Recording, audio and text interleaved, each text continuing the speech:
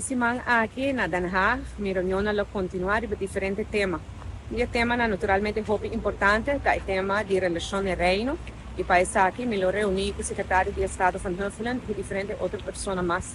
Também importante nessa aqui que nós vamos ter uma reunião com o Parlamento holandês, Eerste Kamer. Também nós toca diferentes temas para o que é supervisão financeira, finanças, reforma, né? Sempre é muito interessante, nós podemos escutar o professor Nicolai pouco tempo passar referir no caso de Aruba, e é importante para ter para explicar cara a cara com a situação que está na Aruba. Pois aqui me espera também com esse man, aqui nós vamos passo mais adiante de negociação com a Holanda.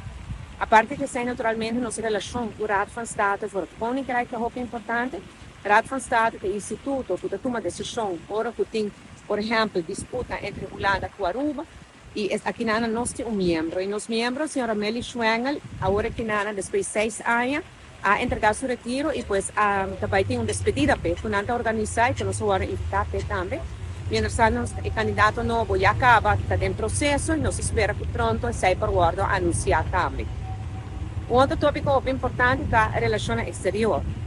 O Ministério de Buitenlandse Zaken, e nós temos diferentes reuniões também para tocar todo o tema de relevância de lo que trata de relação exterior, indudablemente o tema de Venezuela, lo vinculante um dia mais. A relação entre Reino e Venezuela não está completamente normalizada, onde condicionam que o Reino, mas que a União Europeia põe que a Venezuela vai se percurar para ter eleição livre, e nós mira que pouco a pouco a Venezuela está preparando seu mesmo paisaje, ojalá que seja por logra de verdade e que sanciona por hora lantar. E naturalmente Aruba hay sempre ponto que a Ormita Hulana atender diferentes reuniões com personal, que vai manter preparando também para o diretor novo de Aruba House. Mas aqui também temos bem de diferentes reuniões.